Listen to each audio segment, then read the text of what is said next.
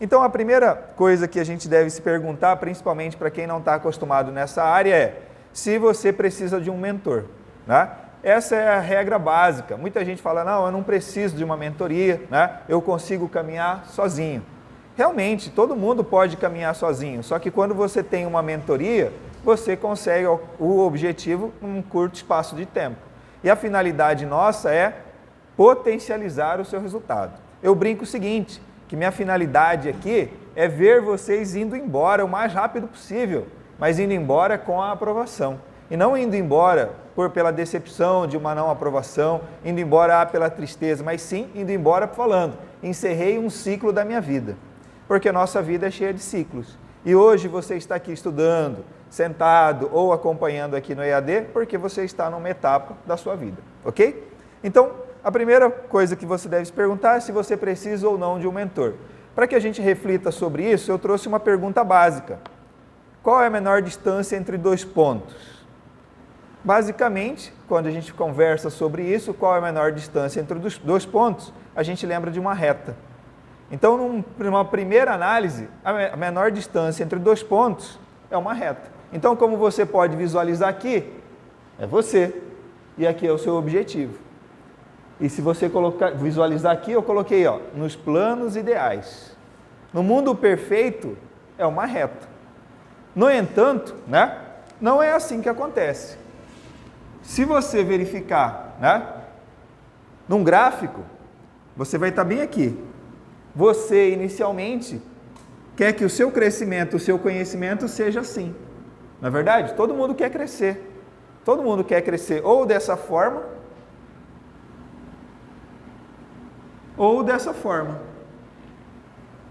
Mas todo mundo, na sua consciência, quer crescer. Num primeiro momento, você sempre vai ser otimista, sempre vai visualizar o lado positivo das coisas. No entanto, né, trouxe uma figurinha aqui para vocês que representa a realidade do mundo dos concursos. Você viu como é totalmente diferente? O que acontece no mundo dos concursos? Às vezes você quer atingir um objetivo e o edital sai antes do que você imaginava. Às vezes o edital vem com disciplina a mais do que você imaginava.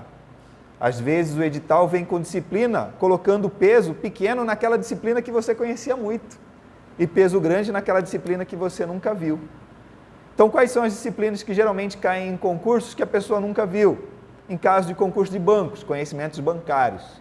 Em concurso de polícia, legislação institucional. Concurso de tribunais, legislação institucional. Geralmente você nunca viu essa legislação. E ele vem lá, às vezes, colocando um peso gigante. Em concursos estaduais, ele vai lá e adiciona história e geografia do estado que você quer concorrer.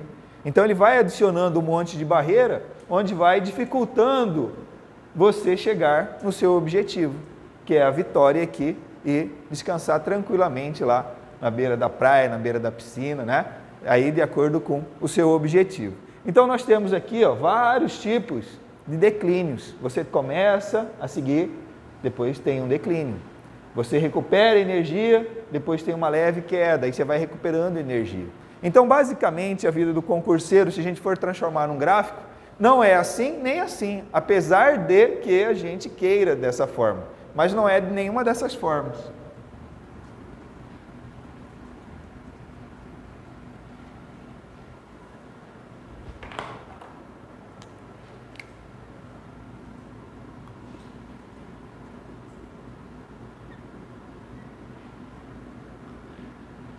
A vida do concurseiro, como você visualizou aqui, é basicamente assim. Você começa a subir, depois você tem uma queda. Você começa a subir, depois você tem uma queda. Ninguém é uma máquina onde você programa aprender o tempo inteiro. Qual que é o problema desse início de queda aqui? Se você não tem uma boa orientação, o que vai acontecer? Você não vai subir, você vai começar a cair.